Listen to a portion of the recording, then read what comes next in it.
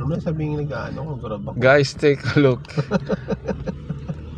I had a hitch with my former acquaintance friend, now my how do you call that thing? Townmate here in our village.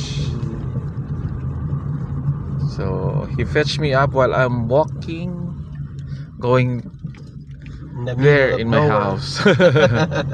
So guys, meet him. Hi.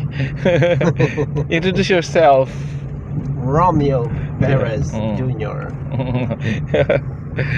So how's life? Life is very simple. You need to work. You need to not only to pray, but work and pray equals blessing. Yes.